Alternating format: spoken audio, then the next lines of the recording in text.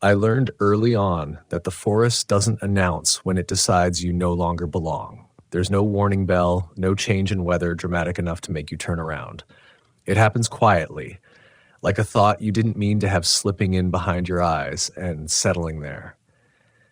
The morning it began for me, the pines stood too still, as if they were holding their breath, and I remember thinking, without knowing why, that something in the woods had finally noticed me. My name isn't important anymore. Names stop meaning much when the land starts remembering you better than people do.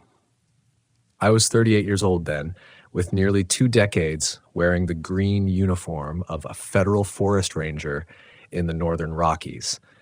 I had worked fires, tracked lost hikers, pulled bodies from ravines that looked peaceful until you leaned too far over the edge. I knew the difference between panic and danger, between stories locals told for fun and the truths they whispered when they thought no one official was listening. I believed, with the stubborn confidence of someone who had survived long enough to feel untouchable, that the forest was something you could learn, something you could read like weather or animal sign or the way silence thickens before a storm.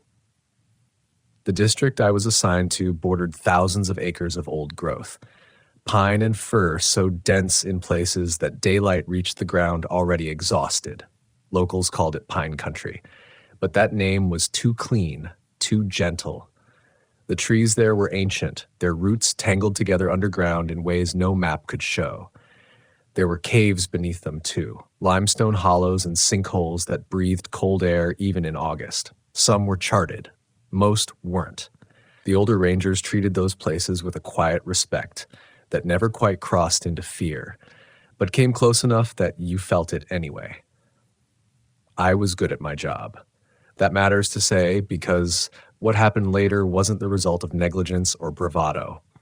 I followed procedure. I trusted my training. I trusted my instincts. At least I thought I did.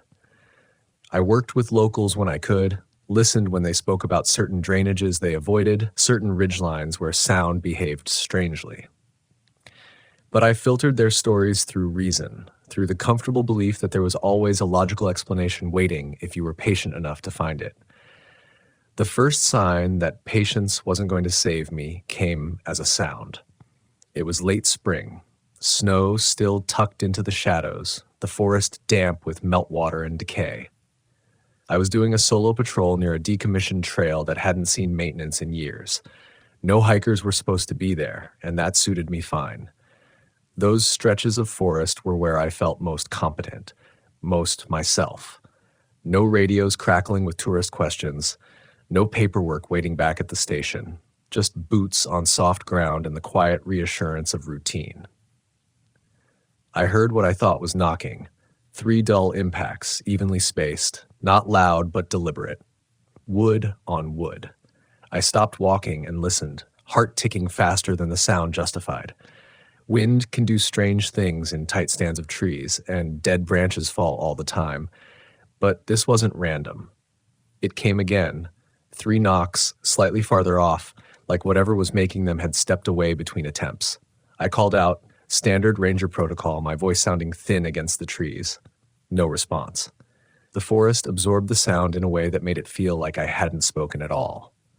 When I moved again, the knocking stopped.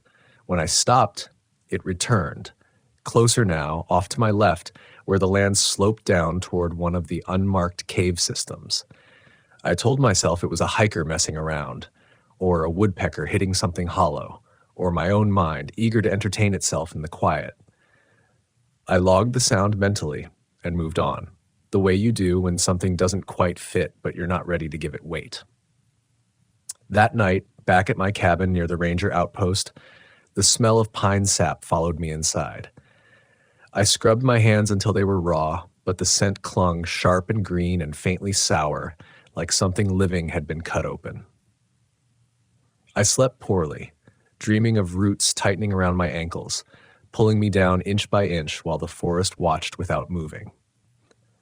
Over the next few weeks, the calls started coming in, locals reporting noises near their properties, heavy footsteps where no tracks appeared, low vocalizations that didn't match any animal we cataloged. One older man refused to come into the station, made me meet him at the edge of town instead. He smelled of smoke and earth, and when he spoke, he wouldn't look at the tree line behind me. "It's back in the caves," he said. "Been quiet a long time. Quiet don't mean gone." I asked him what it was, already knowing I wouldn't like the answer. He shook his head. "Names make it listen." I laughed then, not mockingly, more out of habit, a way to keep the world orderly. But as I drove back up into the forest, the laughter dried up in my throat. The radio crackled with nothing but static when I passed the cave access road, and for the first time in my career, I considered requesting a transfer. Instead, I went deeper. I told myself I was doing my job, that investigating strange reports was part of maintaining safety. But underneath that reasoning was something harder to admit. A growing need to prove that the forest still operated by rules I understood. That fear was something external, something you encountered and dealt with, not something that seeped into you quietly, reshaping the way you listened, the way you breathed, the way you walked when you knew you were alone. The cave entrance waited for me like an open mouth, exhaling cold air that smelled of wet stone and old pine needles. I stood there longer than necessary, hand resting on the rock wall, feeling a faint vibration beneath my palm, as if something far below was knocking, patiently waiting for me to answer. I didn't tell anyone I was going back down there the next morning. Not the dispatcher, not the other rangers who shared rotation on paper, but rarely crossed paths in the field. Officially, I logged it as a routine inspection of restricted terrain. Unofficially, it felt like a compulsion, the same way you keep touching a sore tooth with your tongue even though it hurts every time. The forest had unsettled me, and I needed to reassert some sense of order before that unease hardened into something worse. The air was colder than it should have been for late spring, not just in the shade near the cave entrance, but everywhere. An even, damp chill that soaked through my jacket and settled against my skin. The pines creaked faintly as I moved between them, not swaying so much as shifting their weight, wood fibers stretching and relaxing with slow patience. I caught myself listening for the knocking again, bracing for it the way you brace for thunder after a lightning strike. It never came. That absence bothered me more than the sound ever had. I followed an old game trail that curved downhill toward a sinkhole most hikers never found unless they were already lost. The ground there was soft, springy, layered with years of fallen needles that muted my footsteps. Every so often, I'd smell it again, that sharp, cut green scent of sap, stronger now, threaded with something metallic underneath. Blood has a smell like that when it mixes with pine. I'd learned that during a rescue years earlier when a man slipped with his axe and tried to hide how badly he was hurt until shock took him. As I walked, the forest seemed to narrow around me. Not physically. There was still space, still distance between trunks, but perceptually, like my field of attention was shrinking. Sounds flattened. Birdsong dulled to background static. Even my breathing sounded intrusive, too loud for a place that felt like it was listening. I reminded myself of the facts. Forests don't think, they don't watch, they don't remember. Those are human projections, psychological tricks born from isolation. Then I found the footprints. They were sunk deep into the soft earth near the sinkhole's edge, too large to belong to any bear native to the region. Long impressions, elongated heel to toe, with a weight distribution that suggested upright movement.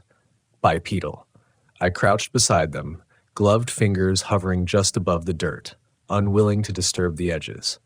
The prints were fresh, hours old at most, and they led not away from the cave system, but toward it. I radioed in the find, keeping my voice steady, professional. The response came back garbled, the dispatcher's words breaking apart into static and half-syllables. I caught enough to know they hadn't heard me clearly. The signal strength on my unit read normal. I tapped the casing, adjusted the antenna, tried again, nothing but hiss. That was the first moment real fear pressed in. Not a spike, not panic, but a tightening. The quiet certainty that I was no longer operating inside predictable margins. I stood and scanned the tree line, pulse ticking in my throat, every instinct urging me to leave, to mark the location and come back with backup. Instead, I stepped closer to the sinkhole. Cold air spilled up from it in a steady breath, carrying the smell of damp stone and something older, muskier. The opening wasn't large, maybe 6 feet across, but the darkness inside felt dense, textured. Light from above didn't penetrate far, as if the cave swallowed it deliberately.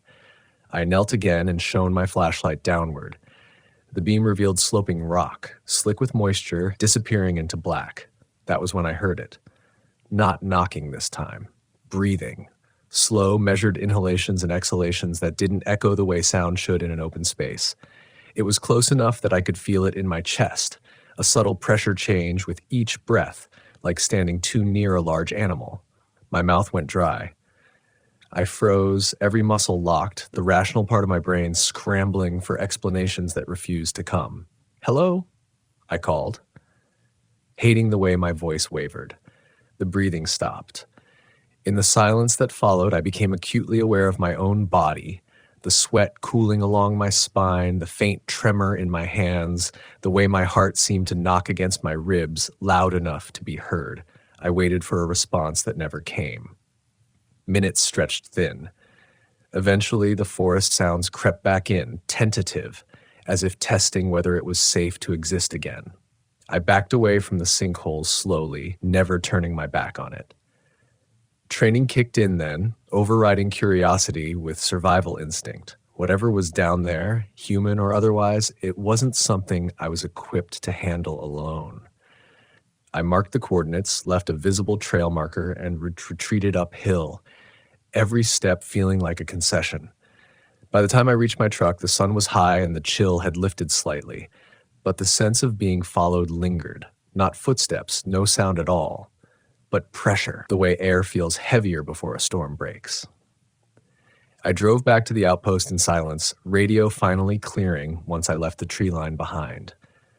I filed a report that afternoon, left out the breathing, focused on the footprints, the signal interference, the need for a geological survey of uncharted cave systems. My supervisor skimmed it with mild interest, promised to forward it up the chain. I could tell by his tone that it would get buried under more immediate concerns, trail maintenance, budget meetings, the endless churn of bureaucracy. That night, I dreamed of the cave again, of standing at its mouth while something inside whispered, not words exactly, but intent. When I woke, my cabin was filled with the smell of pine sap, so strong it made my eyes water. I checked every window, every door. Nothing was out of place. Outside, the forest stood motionless, waiting. I told myself I'd done what I could. That escalation was out of my hands now, but deep down, I knew the truth. Whatever had stirred beneath the pines wasn't finished. And somehow, by listening, by stepping closer when every instinct told me not to, I had made myself part of its story. The next incident forced its way into my life before the paperwork from the last one had even cooled. 3 days after I logged the cave report, a call came in just after dusk. An overdue hunter who hadn't checked in, last known location near the same drainage I'd been trying not to think about. Different name, different reason, same stretch of forest. Coincidences happen in this job, but they rarely repeat this precisely. Protocol required a search, and protocol required manpower. Still, when I heard the coordinates, something inside me resisted in a way I didn't recognize. Not fear exactly, more like a tightening refusal, as if part of me already knew how the night would end and wanted no part of it. I ignored that feeling. I always had. Denial is easier when it wears the uniform of professionalism. We assembled a small team at the trailhead just before dark. 2 volunteer search and rescue members, that 1 deputy from the county sheriff's office, and me. Headlamps clicked on one by one, white cones cutting through the thickening blue of evening. The forest smelled different at night, cooler, heavier, the rot beneath the needles more pronounced. Every sound seemed amplified, stripped of context. A snapped twig could be anything. A low rustle could be nothing. As we moved deeper, I felt it again, that sense of narrowing. The trees pressed closer, their trunks rising straight and uniform, making distance hard to judge. Radio chatter bounced strangely, voices flattening and distorting whenever we passed certain clusters of rock. I caught the deputy glancing at his unit more than once, his jaw set tight. We found the hunter's pack first. It lay beside the trail, unzipped, contents neatly arranged as if he'd meant to return. No signs of struggle, no blood, just abandonment. Nearby, the ground showed signs of disturbance, drag marks leading downslope toward the cave system. My stomach dropped. The volunteers exchanged looks. One of them, a woman with years of mountain rescue behind her, shook her head slowly. "Animals don't do this," she said quietly. No one argued. We followed the marks as far as we could safely manage, until the terrain grew unstable and the darkness thickened to the point where headlamps felt inadequate. That was when the sound began. Not knocking, not breathing, but a low vocalization that threaded through the trees like a question asked over and over. It wasn't loud. It didn't need to be. It carried intention, and that was worse. The deputy swore under his breath. One of the volunteers froze, eyes wide, head tilted, as if listening for words hidden inside the sound. I wanted to call the search, to pull us back and reassess in daylight. Instead, I found myself listening, straining to understand something I knew I shouldn't. The sound shifted, rose, then fell, almost like speech.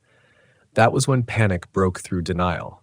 Not screaming panic, not flight, but the kind that hollows you out, leaves you operating on instinct alone. I ordered a retreat, my voice sharper than I intended. No one questioned it. We moved quickly, stumbling over roots, senses overloaded. The sound followed us for a while, never closer, never farther, maintaining a steady distance until, abruptly, it stopped. We made it back to the trailhead without incident. No one spoke on the drive back. The hunter was officially listed as missing. Unofficially, we all knew we wouldn't find him. After that night, the forest changed for me. Places I'd walked 100 times now felt unfamiliar, their silence loaded with implication. I caught myself avoiding certain routes, inventing reasons to stay closer to the outpost. The sleep became fragmented, filled with half-dreams of stone walls and whispered breaths. I began to doubt my own reactions, wondered if isolation had finally worn me thin, if stress had cracked something fundamental.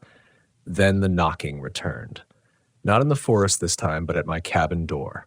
3 dull impacts, evenly spaced. Wood on wood. I sat upright in bed, heart hammering, every sense screaming at once. The clock read 2:17 a.m. The cabin stood alone, miles from the nearest residence. No one should have been there. I didn't answer. I didn't move. I listened as the sound came again, closer somehow, as if whatever stood outside had leaned in. A smell seeped through the cracks around the door, pine sap and damp stone. My throat tightened. The knocking stopped. Minutes passed. Eventually, dawn crept in, pale and unconvincing. When I opened the door, the forest waited, unchanged. No tracks, no sign anyone or anything had been there. That was when I understood the shift had already happened. I was no longer the observer. I was part of the pattern now, woven into whatever story the woods had been telling long before I arrived, and reason, fragile, well-practiced reason, was starting to fail me. I stopped pretending after that. Pretending it was stress or coincidence, or the accumulated weight of too many years spent alone in places where people were never meant to stay long. The knocking at my door had crossed a line I couldn't redraw. Whatever logic I'd relied on before no longer held, and the forest seemed to know it. There was a pressure to everything now, a sense of being slowly compressed, as if the land itself were testing how much doubt I could carry before something inside me split. I requested leave. Not a transfer, just time. My supervisor raised an eyebrow, but approved it without much resistance. Maybe he'd seen it before, the way rangers sometimes burned out quietly, leaving behind a badge and a stack of maps no one else wanted. I packed light, planning to head south, put distance between myself and the pines. But the morning I was supposed to leave, the road out was closed. Landslide overnight. Temporary, they said. A few days at most. I stayed. That decision still haunts me. Not because it was irrational, but because part of me knew that leaving wouldn't change anything. The forest wasn't confined to geography anymore. It had moved inward, taken up residence somewhere behind my eyes. Running would only mean carrying it with me. The calls continued, more reports, sounds, smells. A hiker found disoriented near the caves, unable to explain where he'd been for 12 hours. He kept asking us if the trees were supposed to breathe. I laughed it off for his sake, but later, alone, I stood among the pines and listened. The wind moved through the canopy in slow, synchronized waves, needles shifting in a rhythm that felt almost deliberate. Inhale, exhale. I began spending more time underground. Officially, it was to map uncharted sections of the cave system, to gather data that might justify closing off certain areas permanently. Unofficially, I needed answers. The caves were the spine of all of it, the place where sound bent, where cold lingered unnaturally, where the forest's secrets pooled and waited. If something had awakened, I needed to see it clearly, to strip it of mystery and force it back into the realm of the known. The deeper I went, the harder that became. Down there, light behaved strangely. My headlamp carved tunnels through the dark that seemed to close behind me, rock swallowing illumination as soon as it passed. The temperature dropped fast, breath fogging, fingers stiffening despite gloves. And always, that smell, stone and sap, layered with something animal, something that suggested fur rubbed against rock over years, centuries. I found markings on the walls, not scratches, not claw marks, handprints. They were too large, fingers elongated, impressions pressed deep into the limestone as if the rock had been soft when they were made. I traced one with my glove, feeling the shallow grooves where knuckles should have been. A rational explanation hovered just out of reach. Erosion, mineral deposits, pareidolia. But none of it fit cleanly, and I was running out of patience for explanations that required me to ignore my own senses. The sound came again while I was underground. That low vocalization, closer now, resonating through the stone until it felt like it was coming from inside my skull. It rose and fell, modulating, carrying something that tugged at recognition without ever resolving into words. I dropped to one knee, overwhelmed, hands pressed to my ears even though I knew it wouldn't help. Then it spoke. Not clearly, not in language, but there was intent in it, shaped like memory, like a knowing. Images flooded my mind unbidden. Trees standing before roads existed, before towns, before names. People moving through the forest cautiously, leaving offerings at cave mouths. Fear as a form of respect. Respect as survival. I fled. I don't remember how I got out, only that I emerged into daylight, gasping, lungs burning, the world tilted slightly off axis. I didn't go back underground after that. I couldn't. The caves had answered me in the only way they knew how, and the answer was not something I could carry alone. The final incident came weeks later, on a night heavy with humidity and expectation. The forest was too quiet, even for summer. No insects, no wind. I sat on my cabin steps, watching darkness pool between the trees, feeling the familiar dread coil low in my stomach. I knew it was coming. Some part of me had always known. The knocking didn't come this time. Instead, there was a shape at the edge of the tree line. Tall, still. Too still. It didn't move closer. It didn't need to. Its presence pressed against me, an overwhelming sense of being seen through layers, clothes, skin, thought. The smell of pine sap thickened the air until breathing hurt. I stood, legs trembling, and did the only thing left to me. I spoke. I didn't use names. I didn't challenge. I acknowledged. I told the forest I understood, that I had forgotten the old balance, that I would remember now. The words felt small, inadequate, but they were honest. The shape remained for a long moment, then receded, dissolving back into shadow as if it had never been there at all. The next morning, the road was clear. The landslide gone. My leave approved indefinitely. I left the forest shortly after. Not in defeat, but in recognition.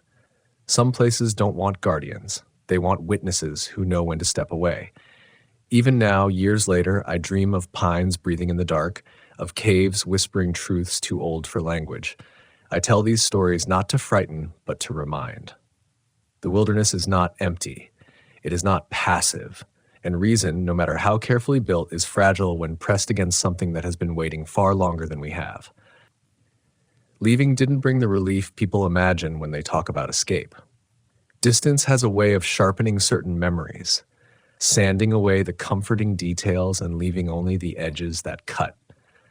I moved south, took temporary work consulting on trail safety, fire mitigation, anything that kept me near forests without binding me to one.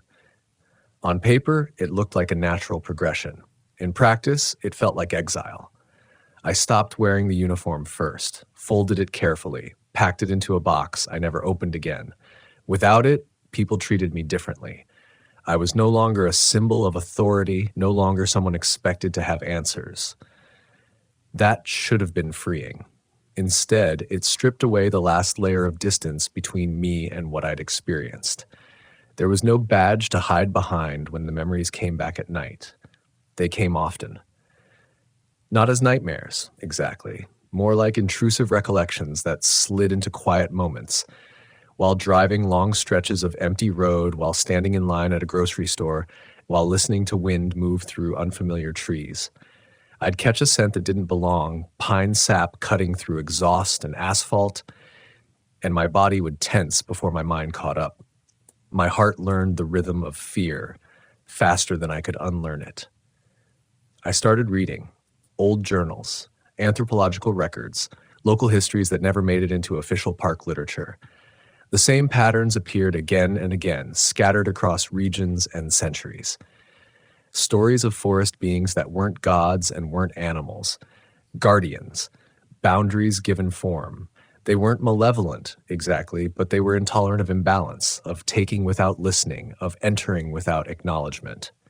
Caves appeared in all of them, not as lairs, but as thresholds.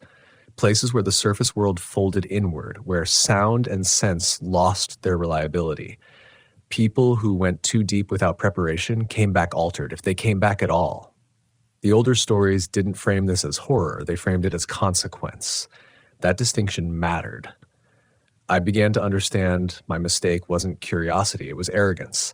I'd believed knowledge was the same as control, that mapping and cataloging could domesticate anything wild. When the forest pushed back, I tried to escalate, to document, to expose, to name. I hadn't listened until it was forced on me. I returned once. Not to my old district, but to a different stretch of pine forest far enough away that it felt neutral. I went as a civilian, parked at a public trailhead, walked until the road noise faded. I didn't bring equipment beyond a flashlight and water, no radio, no notebook, just myself. The forest there was younger, planted, managed. But even so, there were moments when the air shifted, when the quiet deepened in that familiar way. I stopped when it happened, closed my eyes, breathed slowly. I didn't ask for anything. I didn't push forward. I acknowledged the space and waited until the tension eased before moving on. That was the difference. Nothing followed me. Nothing knocked. Nothing spoke. But I felt the weight of attention lift, like pressure easing after a storm passes. Respect, I realized, wasn't passive. It required restraint. I started telling my story after that, not publicly, not in the way people crave spectacle, but quietly when it mattered. To new rangers burning with certainty, to search and rescue volunteers who laughed off local warnings, to hikers planning to push past closures because maps told them it was safe. I never described the shape, never gave it a face. I talked about sound, about scent, about how fear doesn't always arrive screaming. Sometimes it whispers, waits, tests whether you're paying attention. Some listened, some smiled politely and changed the subject. That was fine. The forest didn't need everyone to remember, just enough. Even now, there are nights when I wake convinced I've heard it again, the dull, patient knock echoing through memory. 3 impacts, evenly spaced. When that happens, I sit up and remind myself where I am. Concrete, streetlights, managed spaces, the world humans have shaped to suit themselves. But somewhere beyond that, beyond the edges of maps and permits and reason, the old places still exist. Pines still breathe in unison. Caves still wait with open mouths, holding the cold steady, preserving what was entrusted to them long before I was born. I don't regret my years as a ranger. I regret only how long it took me to understand the role. Protection isn't ownership. Knowledge isn't dominance. And safety, real safety, doesn't come from control. It comes from humility. The forest taught me that. Not gently, but thoroughly. The first time I realized the forest was listening to me, not just hearing me, was on a morning so quiet it felt staged. No wind, no birds, not even the low hiss you usually get from pine needles rubbing against each other. Just my boots on dirt, the slow creak of my pack straps, and my own breathing sounding too loud, like I was disturbing something that had already decided to stay still. My name doesn't matter as much as where I was standing. I was 39 years old then, a forest ranger assigned to a stretch of protected land most people only knew as a blur of green on a map. Locals had older names for it.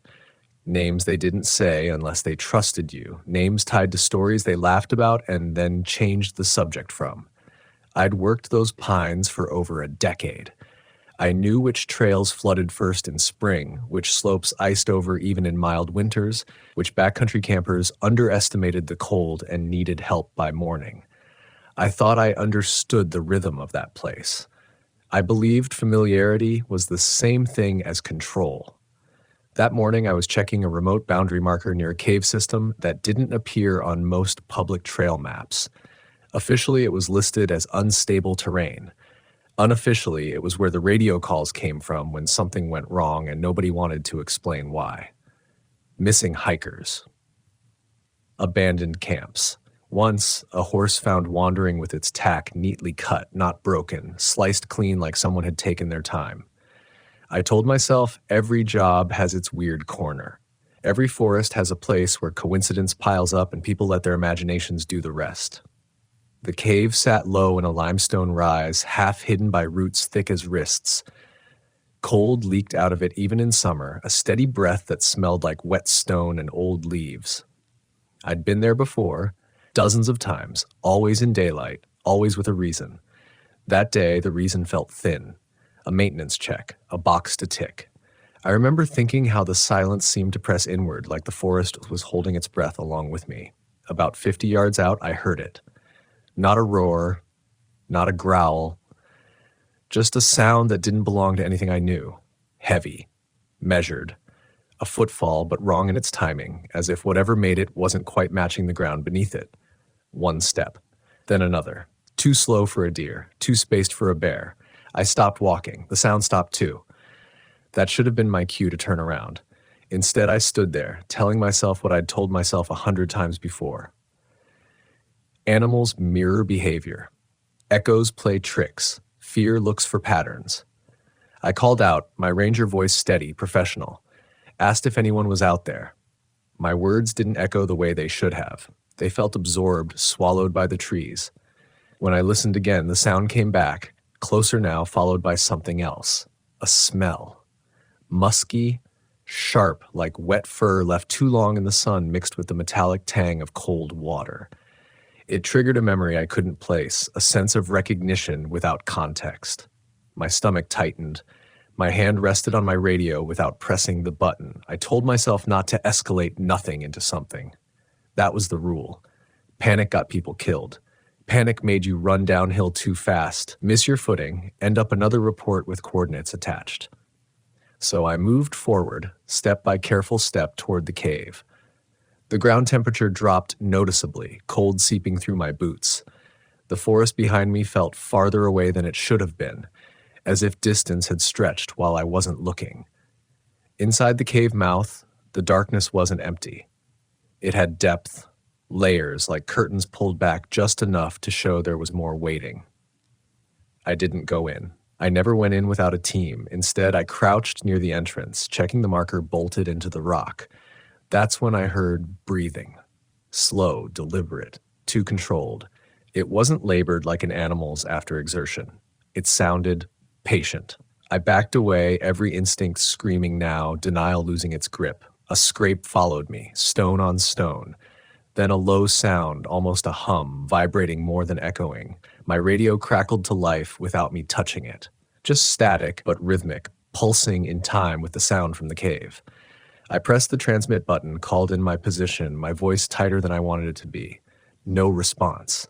The static deepened, thickened, until it almost sounded like words trying to form and failing. I turned then. I didn't run. I walked fast, controlled, eyes scanning, counting steps, doing everything I'd been trained to do. Behind me, the footfalls resumed, heavier now, confident. Branches snapped at shoulder height, not crashing blindly, clearing space. I smelled that wet fur again, stronger, mixed now with something else. Rot. Old decay, like a place where nothing had been disturbed for too long. When I reached the tree line break near my truck, the sound stopped. Abruptly, like a switch flipped. The silence rushed back in, louder than before. I stood there for a long time, keys in my hand, afraid to turn around, more afraid of what it meant that I didn't hear anything at all. I filed a report that day, left out the parts that couldn't be measured, footprints that were gone by the time I returned with backup. Radio interference blamed on terrain, the smell chalked up to animal activity. I told myself it was an anomaly, a convergence of stress and imagination. But that night at home, I dreamed of the cave. Not as it was, but deeper, wider, stretching downward into something vast and waiting. I woke with the sense that something had followed me, not physically, but in a way that didn't respect doors or distance. That was the first crack. The moment my confidence shifted from armor to liability. I didn't know it then, but the forest had marked me. Not as prey, not yet, as someone who had listened long enough to hear it whisper back. After that first incident, I did what anyone who still believed in systems and explanations would do. I buried myself in routine, early patrols, paperwork stacked just right, radios checked twice. I told myself consistency would smooth out the rough edge that day had left inside me. But the forest doesn't forget when you've noticed it, and routine only sharpens your awareness of what doesn't fit. The next call came 3 weeks later, late afternoon, the kind of hour where light starts to thin, but you still convince yourself there's plenty of day left. A local family had reported hearing someone calling from the ridge line above their property. Not shouting, not yelling for help. Just a voice, repeating a name none of them recognized. Slow, evenly spaced. The father said it sounded close enough to be human, but wrong in the way it carried. Like the sound wasn't moving through air the way it should. I drove out alone. Backup was stretched thin, and this kind of thing usually ended with someone embarrassed that echoes had gotten the better of them. As I climbed the old service trail, the temperature dropped again, sharper this time, biting through my jacket. The forest smelled clean at first, pine and soil, then gradually shifted into that same underlying musk I'd tried to forget. Wet fur, cold stone, memory tightened around my chest. The voice started just as the sun slipped behind the ridge. It wasn't loud. That was the worst part.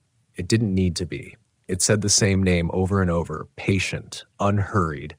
Each time it seemed to come from a different direction, but always just out of sight. I stood still, letting my training take over, tracking sound patterns, looking for bounce, for slope angles that could distort location. None of it lined up. The sound wasn't echoing. It was repositioning. I called out, identified myself. The voice stopped immediately. In the silence that followed, I heard something else.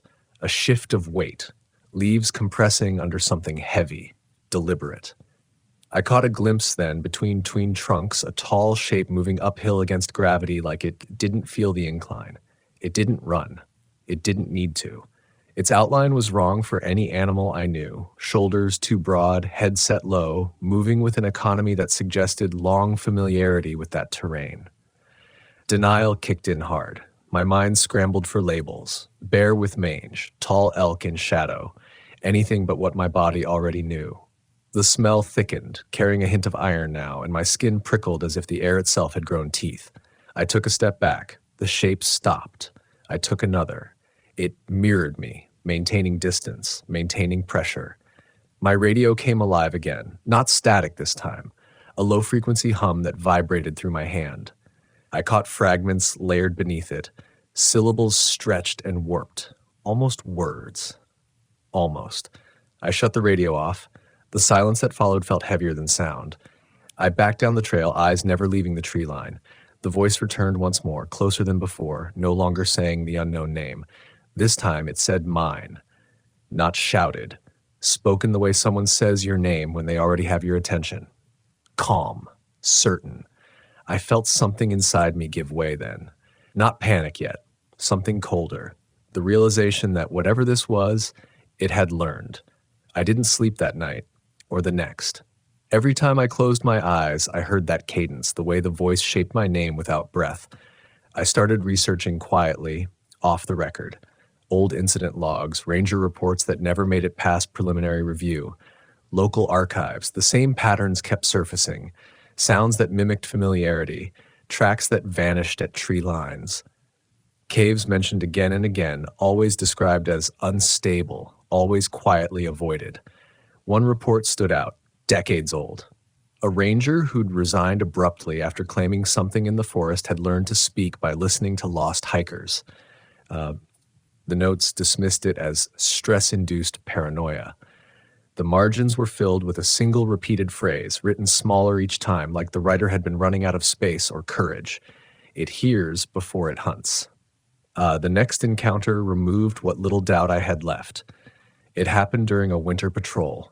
Snow deep enough to mute everything. Visibility was low, the world reduced to gray shapes and breath fogging in front of me. I noticed the tracks before I noticed anything else.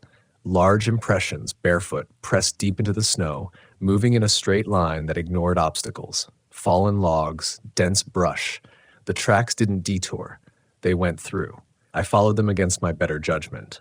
They led toward the cave.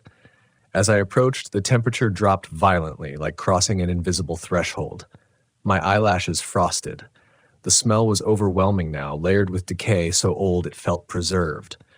The cave mouth was wider than I remembered, its edges smoothed as if by use. Inside, the darkness pulsed faintly, not with light, but with depth, drawing the eye inward. Something moved within. I didn't see it fully. I didn't need to. I heard the breathing again, closer, and beneath it, a chorus of softer sounds like echoes of echoes. Names. Fragments of voices. The accumulated residue of everyone who'd listened too long. I stumbled back, ice catching my heel, and for the first time, I ran. Branches lashed at me. Snow exploded under my boots. Behind me, the footfalls followed, measured, unhurried, confident in my exhaustion. Just before I broke free of the tree line, the sound stopped, again. That deliberate withdrawal, like a hand pulling back just enough to keep you looking over your shoulder forever. I made it out, filed another report, left out more this time. I could feel the shape of my career narrowing, the quiet pressure to rationalize or resign, but something else had changed. The fear wasn't just about survival anymore. It was about understanding, about what happens to reason when the thing observing you doesn't need to rush. I began to realize the forest wasn't just a place where people disappeared. It was a place where certainty did, and once yours was gone, something else was ready to take its place. By the time spring returned, I was no longer the ranger who walked into the woods, assuming the land would yield to logic if I applied enough of it. I still wore the uniform, still signed the logs, still gave the safety talks to weekend hikers who smiled politely and didn't hear the tremor I couldn't quite hide when I warned them about straying off trail. But something fundamental had shifted. The forest no longer felt like a space I moved through. It felt like a presence that adjusted itself around me, accommodating my steps the way water parts for a submerged body. The third incident began with sound, the way these things always seem to. Not a voice this time. Knocking. It came from a fire lookout cabin scheduled for decommission, a squat structure perched on a rocky outcrop where the pines thinned and the wind usually howled unchecked. The report said the knocking had been heard at night by a pair of seasonal workers camped below the ridge. 3 knocks. Always 3, evenly spaced. They assumed someone was inside, maybe another ranger checking equipment. When they climbed up to investigate, the cabin was empty, door locked from the inside. No footprints around it, despite a dusting of fresh snow. I volunteered to check it alone. I told myself I needed to see if the pattern held when I was the one listening. The climb was slow, my joints aching in a way that felt older than my body. As I ascended, the air grew colder, denser, carrying that familiar undercurrent of musk and stone. By the time I reached the cabin, my breath fogged in front of my face in heavy bursts, each exhale sounding too loud. The cabin looked unchanged, weathered wood, windows clouded with age, the lock intact. I unlocked the door and stepped inside. The smell hit me immediately. Not rot exactly, but stagnation, like a space that had been sealed with something living still inside it. I swept the room with my flashlight. Empty bunks, a rusted stove, old logbooks stacked neatly on a shelf, their pages curled and brittle. The knocking came from the far wall. 3 slow impacts, firm enough to vibrate the boards beneath my boots. Not frantic, not demanding, expectant. I froze, heart hammering, every nerve screaming to get out. Instead, I waited, counted my breaths. The knocking came again. 3, same rhythm, same spacing. When I pressed my ear to the wall, the sound wasn't louder. It was closer, as if the distance between inside and outside had thinned. I backed away, hand on the radio, and that's when the temperature dropped. Not gradually, instantly. My breath turned to mist mid-exhale. Frost bloomed across the window glass in branching patterns that crept inward. The knocking stopped. In the silence that followed, I heard movement on the roof. Heavy weight shifting, testing the structure. Snow slid off in sheets. The cabin groaned, old beams complaining under pressure they weren't meant to bear. A shadow passed over the frosted window. Tall, broad, its outline distorted by the ice, but unmistakably upright. I didn't see a face. I didn't want to. The smell seeped in through the seams in the walls, overwhelming now, layered with something sharp and animal. I realized then that the knocking hadn't been an attempt to get in. It had been an announcement. The roof creaked again. Then nothing. The weight lifted. The cold receded just enough for my fingers to move again. I didn't wait to see if it would return. I left the cabin, locking the door behind me out of reflex, and descended the ridge at a pace that bordered on reckless. I didn't stop until the trees closed in around me and the wind picked up, its noise a relief after that deliberate silence. That night the dreams changed. No longer just the cave. Now there were faces, half remembered, layered over each other like reflections in dark glass. Voices murmured beneath the surface of sleep, not speaking to me, but around me, as if I were moving through a crowd that didn't need to turn to see me. I woke with my heart racing in the sense that I was forgetting something important, something I'd known once and misplaced. The final incident came sooner than I expected. A hiker went missing near the cave system. Middle-aged, experienced, local. His truck was found parked neatly off the service road, keys placed on the tire like he'd planned to return. His pack was discovered a quarter-mile in, unzipped, supplies intact. No signs of struggle, no tracks leading away, just absence. Search and rescue mobilized fast. Dogs refused to approach the cave, whining and pulling back, hackles raised. The air around the entrance felt wrong, heavy, charged. As the team debated next steps, I felt it again. That sense of being noticed, not watched, evaluated. I knew then, with a clarity that cut through the fear, that this wasn't about hunger or territory. It was about accumulation, about listening, about collecting the shape of human fear and memory and learning how to wear it. Against protocol, I went in alone. The cave swallowed light greedily. My flashlight beam felt thin, inadequate, carving narrow tunnels through darkness that pressed close on all sides.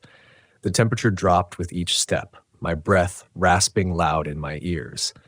The smell was overpowering now, layered with the copper tang of old blood and the mineral bite of stone. Deeper in, the walls widened into a chamber that felt impossibly large for the space it occupied. Sounds echoed wrong here, stretched and folded back on themselves. In the center of the chamber, something moved. I didn't see it fully. I saw suggestion, mass, height, fur matted with moisture and shadow. It stood upright, its head brushing the uneven ceiling, its presence bending the space around it. When it spoke, it didn't use a single voice. It used many.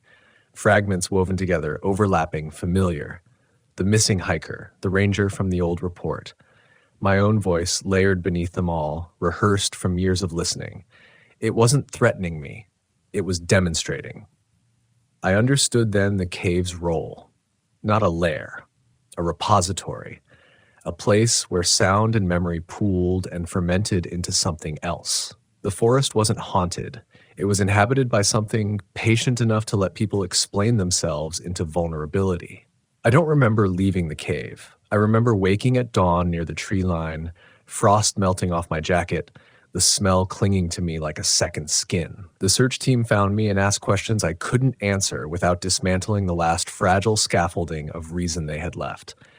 I resigned 2 weeks later, quietly. No ceremony. No explanation beyond the standard language of burnout and reassignment. The forest kept its secrets. The cave remains closed, officially unstable, unofficially avoided. I still hear the knocking sometimes, late at night, 3 slow sounds that come from no particular direction. I don't answer. I don't listen too closely because I know now what happens when you do. I moved away from the forest, but not far enough to pretend it wasn't still part of me. You don't leave a place like that cleanly. You carry it in smaller ways, in how you listen to silence, in how you hesitate before answering your name when you hear it spoken from somewhere you can't see. I took a job that kept me indoors more often than not, training new hires, reviewing reports, teaching procedures to people who still believed the land could be fully known if you respected it enough. I didn't correct them. Everyone needs their own timeline for losing certainty. At first, the distance helped. Weeks passed without incident. My sleep evened out. The dreams softened, losing their sharp edges. I almost convinced myself that the cave, the voice, the shape in the snow had been the product of accumulated stress, finally finding a shape to wear. Almost. Then the emails started. They came from locals, forwarded quietly, unofficially. People who knew my name not from paperwork, but from years of seeing me at trailheads and supply stores. They wrote about sounds at night, about footprints that ended in places no body should have been able to stand, about a smell that clung to clothes long after they'd returned home. One message included a recording. Just audio. I shouldn't have listened. I did anyway. 3 knocks.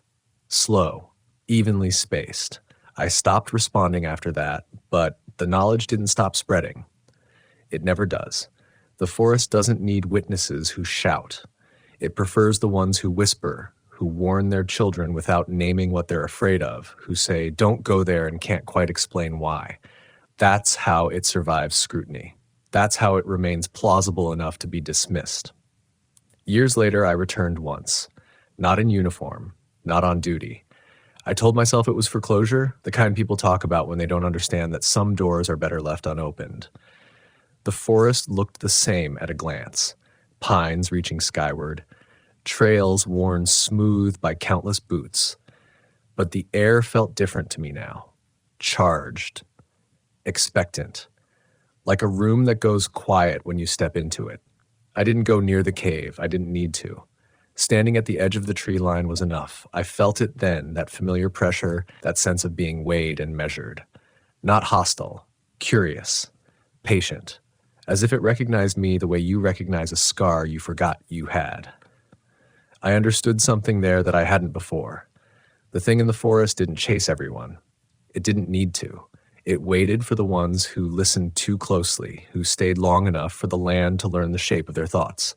Rangers, hunters, searchers, protectors, people who believed they were there to impose order. The cave wasn't a trap, it was an archive, and every encounter added to it. I left before dusk. I didn't look back. Now, when people ask me why I left the job, I give them the simple answer. I tell them I learned enough, that I wanted to leave some things unknown. They nod, thinking they understand. They don't. But that's all right. Understanding isn't the goal. Survival is. If you walk those forests someday and you hear something that sounds almost like your name, don't answer. If you smell wet stone and old fur where it shouldn't be, turn back. If you come across a cave marked unstable and feel an urge to step closer, remember this. Some places aren't dangerous because they're wild. They're dangerous because they're listening. And once they've learned your voice, they never forget it. Even now, years removed from the badge and the trails, I catch myself behaving like someone still on patrol. I listen before I speak. I catalog sounds without meaning to. Silence, especially, makes me uneasy. Not the comfortable kind, the silence of snowfall or early morning fog, but the intentional kind, the silence that feels placed rather than natural, like a pause waiting to be filled. I live in a town now, one of those places that prides itself on being close to nature, without truly belonging to it. People here hike on weekends, post photos of trees and sunsets, talk about the woods like they're a backdrop. I let them. I've learned that warning people outright only sharpens their curiosity. The forest doesn't need help drawing people back. It does that well enough on its own. Sometimes, late at night, when the wind hits the building just right, I hear it again. Not clearly. Not enough to call it real, a faint rhythm beneath the noise of the world. 3 impacts, measured, patient. I've checked. There's nothing there. No branches, no loose siding, no rational source. I don't investigate anymore. Investigation is what started all of this. What stays with me most isn't the fear, not exactly. Fear fades. Adrenaline burns out. What stays is the understanding that there are systems older than our maps and kinder than our assumptions, but no less dangerous for that kindness. The thing in the cave didn't hate us. It didn't even want us, not in the way predators want prey. It wanted what we carry without realizing it. Our voices, our patterns, the stories we tell ourselves to stay brave in the dark. I think about the people who will follow after me. New rangers, volunteers, locals who swear they know those woods better than anyone because they've lived nearby their whole lives. Some of them will hear the knock. Some of them will smell the cold stone where no stone should be. Most will ignore it and walk away, and the forest will let them. A few won't. A few will listen just long enough to feel something answer back. Those are the ones I worry about, because the forest doesn't announce its rules. It teaches them quietly through absence and suggestion, through caves that breathe and voices that borrow familiar shapes. It teaches patience. It teaches humility. And when someone fails to learn, it absorbs the lesson and waits for the next student. I don't tell these stories to scare you away from the woods. That would be dishonest. The forests are still beautiful, still necessary, still worthy of respect. But respect isn't the same as confidence. And confidence, I've learned, is the easiest thing to take from a person who believes they're alone. If you ever find yourself deep among the pines, far from roads and cell signals, and the forest feels like it's leaning in to listen, trust that feeling. Leave before curiosity convinces you to stay. Leave before the silence starts arranging itself around your thoughts. Because there are spirits in those trees, not ghosts, not legends, but memories with weight and intention. And they are very, very good at remembering who stopped long enough to hear them whisper. I learned early that the forest doesn't announce when it's done with you. It waits until you're listening. My name doesn't matter as much as the badge once did, but for the sake of truth, I'll tell you I was 39 years old when the pines began to whisper back.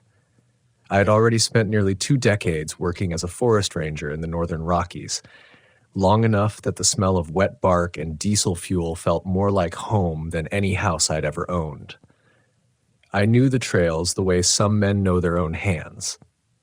I could tell the time by how the fog settled between the trees and predict storms by the way the ravens went quiet.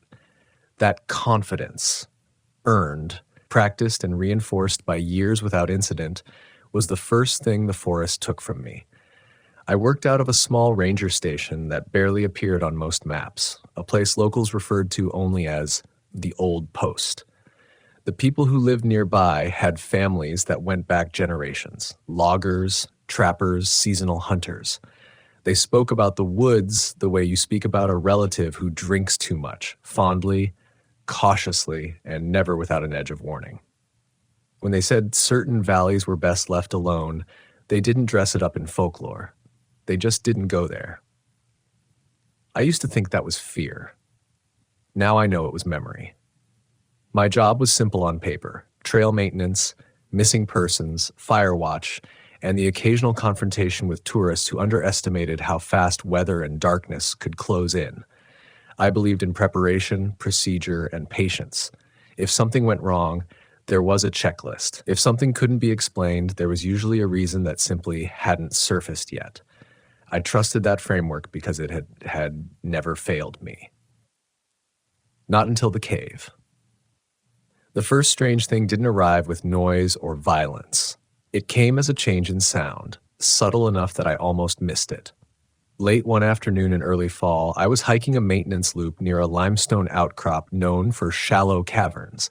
The air had that brittle cold that settles just before winter commits, and every step snapped twigs like dry bones.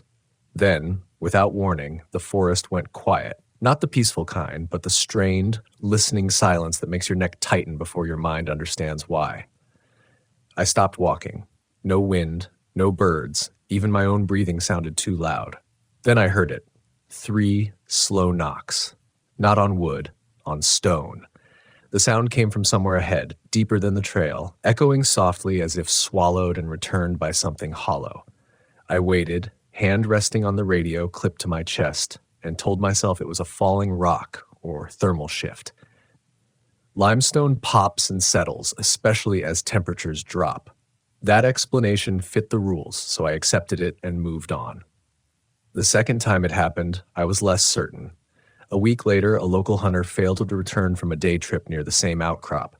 His truck was still parked at the trailhead, half keys inside, rifle missing.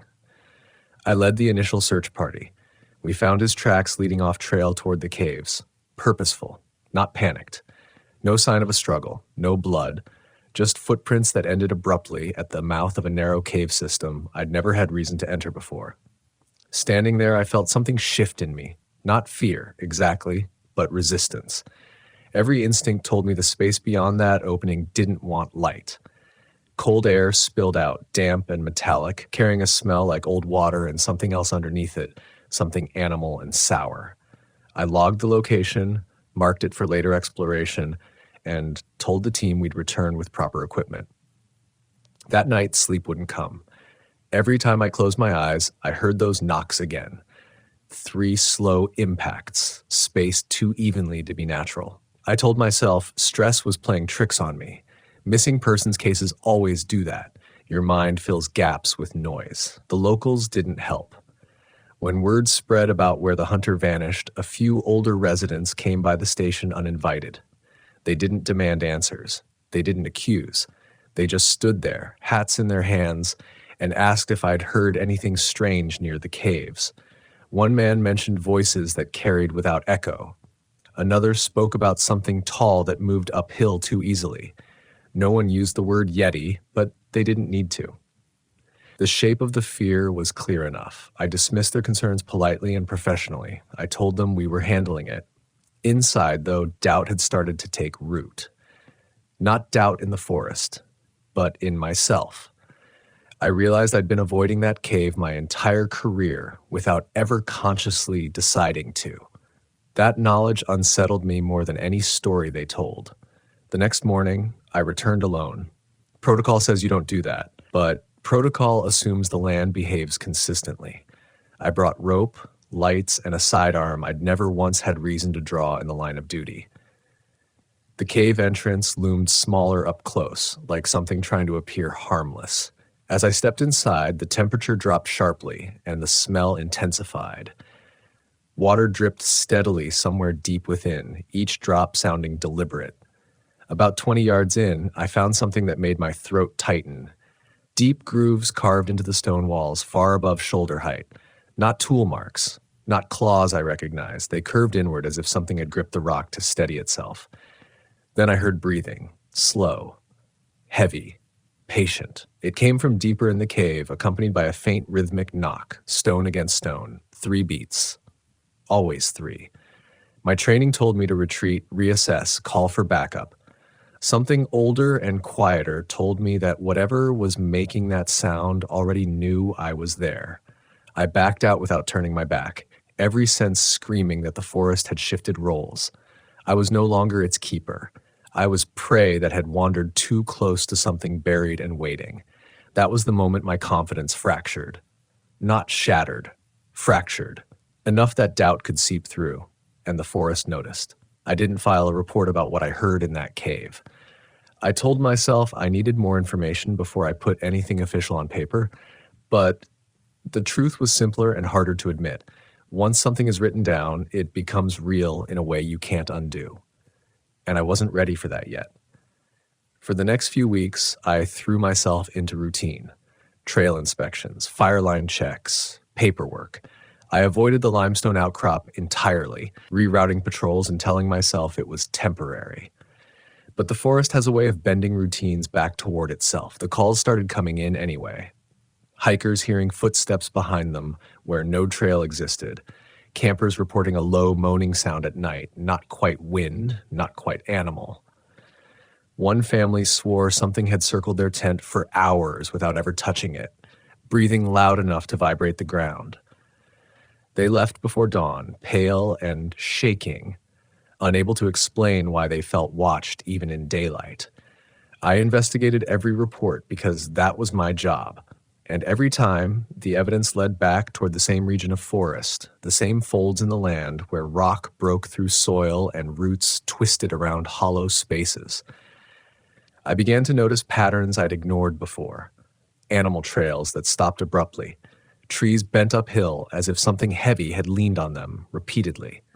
Scattered bones cleaned too thoroughly to be the work of scavengers alone. Sound became the thing I couldn't escape. The forest has its own language if you work in it long enough. Wind through needles, distant water, the warning bark of deer. But now there were interruptions. Gaps where sound should have been, or worse, sounds that didn't belong. Late one evening, as I locked up the ranger station, I heard my name spoken clearly from the tree line across the road. Same cadence my mother used when I was a kid. Same tired affection. I answered before I could stop myself. Nothing responded. No footsteps, no movement, just the pines standing too straight, too still. That was when denial gave way to doubt. Not wild panic yet, something quieter and more corrosive. I began questioning my memory, my judgment. I reviewed old case files late at night, looking for patterns I might have missed. Disappearances logged as accidents, search areas that had been inexplicably avoided. Rangers who transferred out suddenly or retired early without explanation. One name came up more than once, attached to notes written in careful, almost hesitant handwriting. A former ranger who'd worked this district before me, who'd marked several cave systems as unstable without geological justification. He was still alive, living 2 counties over. I drove to see him on my next day off. He didn't invite me inside. We spoke on his porch while the sun set, bugs swarming thick in the air. When I mentioned the caves, his jaw tightened. When I described the knocking sound, he finished my sentence. 3 beats. He told me he'd heard it too, years ago. Said it started as sound, then became pattern, then expectation. He described a presence that learned routes, schedules, habits, something that didn't rush. Something that waited for familiarity to turn into blindness. He never called it a yeti or a spirit or a monster. He just said it was old, and it didn't like being remembered. I asked him why he'd never reported it. He looked at me then, really looked, and said, "Because once you admit it's there, you have to admit it's smarter than you." That night, the temperature dropped faster than forecast. A cold snap settled into the forest like a held breath. I was on overnight watch, monitoring a small campground that hadn't closed yet for the season. Around midnight, I heard the knocking again. Not from the caves, from the perimeter of the camp. 3 slow impacts. Earthy. Heavy. I followed the sound against every instinct I had left. My flashlight beam cut through fog that hadn't been there minutes earlier, illuminating trees that seemed closer together than they should have been. The air smelled wrong, wet fir, iron, and pine sap crushed under weight. I felt it before I saw it, the sense of scale, of height moving where height shouldn't be. It stood just beyond the light. I never saw its face. I didn't need to. The outline was enough. Too tall, too broad, standing upright with a balance that suggested long practice. When it shifted, the ground responded, a low vibration that traveled up my legs and settled in my chest. It knocked once more, deliberate, as if to learn something important. I ran. Not the controlled retreat training teaches you. I ran the way animals do when instinct finally overwhelms reason. Branches tore at my jacket. Roots tripped me. I didn't stop until the station lights were in sight, burning like a promise I wasn't sure would hold. I locked myself inside and listened to the forest press closer, sound by sound, footsteps that didn't crunch, breathing that synced with mine no matter how I tried to slow it. At dawn, everything stopped at once. Birds returned. Wind moved again. The world reset itself without explanation. I filed my first real report that morning. Not everything, just enough to admit something was wrong.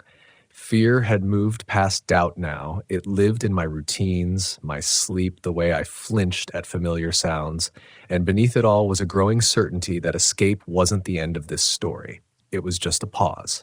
The forest had learned me. The report didn't change anything on the surface. No task force, no closures, no official acknowledgement that something beyond routine hazards was operating in my district. What it did change was me. Once I put even a fraction of the truth into writing, the forest stopped pretending I was invisible. The cave became unavoidable after that. Not physically at first, but mentally. Every patrol route bent toward it in my thoughts. Every shadowed depression in the earth looked like an entrance. I began dreaming about stone corridors that narrowed the farther I walked, walls slick with condensation that felt warm when I brushed against them. In those dreams, I never reached the end. I always woke just as the knocking started, echoing from inside my own chest. Escalation rarely announces itself as escalation. It arrives disguised as coincidence. Another person went missing, this time a college student hiking alone, inexperienced but cautious. Her last known location placed her miles from the cave system, which should have relieved me. Instead, it felt deliberate, as if whatever I'd encountered was expanding its range. During the search, we found her pack neatly placed against a tree. No damage, no sign of struggle. Inside was her phone, still powered on. The last audio recording was accidental, pocket captured. When we played it back, we heard her breathing, then footsteps that weren't hers, then a low vocalization that vibrated the speaker without forming words. I recognized the rhythm immediately. 3 beats, spaced between breaths. The doubt phase ended there. Fear took its place, fully formed, heavy and constant. I stopped trusting daylight. I stopped trusting maps. I even stopped trusting my fellow rangers, not because I thought they were involved, but because I could see how easily denial still lived in them. I didn't want to infect them with what I knew. I also didn't want to watch them walk into something they weren't prepared to recognize. The cave demanded resolution. That's the lie I told myself. The truth was darker. Part of me needed to see it again to confirm I hadn't imagined everything, to reclaim authority over my own mind. I planned the descent carefully. Solo, again. Against protocol, again. I told myself fewer variables meant less risk. I told myself I was protecting others. Mostly, I told myself that if I didn't go now, I never would. Inside, the cave felt different than before. Wider, somehow, despite being the same space. The air moved without wind, carrying sound in slow waves. My light revealed more markings than I remembered. Scratches overlapping older scratches, layers of presence etched into stone. The deeper I went, the warmer it became, and the smell intensified until it coated my tongue. Then I heard movement behind me. Not following, mirroring. Every step I took was answered a half-second later by another, heavier step. When I stopped, it stopped. When I breathed shallowly, so did it. Panic rose then, sharp and electrical, threatening to override everything I'd trained myself to do. I forced myself to keep moving, deeper, because turning around felt like surrender. The cave opened into a chamber I hadn't seen before, vast enough that my light couldn't reach the far walls. In the center lay something I still struggle to describe without my hands shaking. Bones arranged deliberately. Not a pile, a structure, cairn-like, stacked with intention, human and animal together, old and new. Embedded among them were personal items, a watch, a bootlace, a ranger badge so worn the name had been scratched away. That was when the sound changed. No longer knocking. Now breathing openly, close enough that I felt moisture against my neck. The temperature dropped suddenly, a reversal so abrupt my teeth chattered. I turned. It stood fully revealed in the edge of my light, taller than I remembered, broader. Its surface wasn't fur so much as a mat of textures, hair, moss, mud, things the forest had given it and never taken back. Its eyes reflected light without warmth or curiosity. Recognition, yes. Ownership, maybe. I don't remember deciding to run. My body made that choice for me. I bolted past it, feeling something brush my shoulder with enough force to spin me sideways. The exit seemed impossibly far now, the tunnel stretching, narrowing, bending where it hadn't before. The cave wasn't just a place anymore. It was an extension of whatever lived there. I burst out into daylight and didn't stop until I collapsed among the trees, retching, hands shaking so badly I couldn't hold my radio. Behind me, the forest resumed its normal sounds with unsettling speed, as if nothing had happened at all. That was panic's final lesson. Escape doesn't equal safety. It just buys time. In the days that followed, I made my decision. I requested a transfer under the guise of burnout. No arguments were made, no questions asked. It was easier than I expected, which told me more than anyone realized. On my last day, I drove past the cave one final time. I didn't stop. I didn't listen, but I felt it watching. I carry that with me now, the knowledge that reason is fragile, that the forest remembers those who trespass too deeply into its buried places.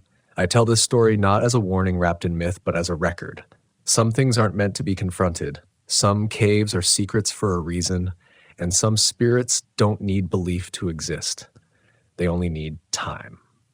I thought distance would loosen the forest's grip on me. I was wrong about that in a quieter way than fear prepares you for. The new district was flatter, younger, less ancient in how it held itself. Different trees, different soil. The caves there were shallow and mapped, the kind you take school groups into without worrying about echoes that linger too long. I did my job well, better than well. On paper, I recovered. But the thing about leaving something buried is that it doesn't stop growing roots. Sound followed me first. Not the knocking, not yet, but absences. Places where sound should have been and wasn't. A bird call cut short mid-note, wind that moved branches without rustling leaves. I'd pause in the middle of routine patrols, heart slowing, waiting for something to resume. It always did, just late enough to make me doubt myself. I stopped sleeping deeply. Dreams came thin and repetitive, stripped of narrative, stone, breath, pressure. I would wake with the sense that someone had been standing just beyond where my eyes could reach. I never told anyone. You don't build trust in a new post by admitting you're still being followed by something you can't name. The call that broke the illusion came a year later. A hiker went missing near a sinkhole formation after dusk. Different state, different forest, same circumstances. Neatly placed gear, no sign of panic. And when I arrived on site, the air carried that familiar metallic dampness that had no business being there. I stood at the edge of the search area and felt the same internal resistance I'd felt before the first cave, the same warning rising from a place reason doesn't govern. I knew then that what I'd encountered hadn't been bound to a single place. The cave hadn't been its home. It had been a door. That realization stripped the last layer of denial away. This wasn't about territory. It was about memory, about attention, about what happens when something ancient realizes it has been seen and decides not to let go of the one who saw it clearly. I began documenting everything privately, not reports, records, patterns of sound, weather anomalies, disappearances clustered around geological voids, stories locals told only after long pauses and careful looks. The shape that emerged wasn't folklore. It was behavior, predictable in its patience, opportunistic in its timing. The more I wrote, the quieter my nights became. Not calmer, quieter. As if the forest was listening again. One evening, while reviewing my notes, I heard the knock for the first time since I'd left the Rockies. 3 beats. Not loud, not close, but unmistakable. It came from beneath the floorboards of the ranger housing, where the earth dipped lower than the foundation should allow. I didn't investigate. I didn't reach for my light. I sat perfectly still and counted my breaths until dawn bled through the windows and the world pretended to normalize again. That was when I understood the final truth. Escape was never part of this equation, only inheritance. I carry the forest with me now, not its beauty, but its awareness. I know how thin the barrier is between protector and offering. I know that caves are less about depth than about forgetting. And I know that some spirits don't hunt out of hunger, but out of recognition. They remember who noticed them first, and they wait.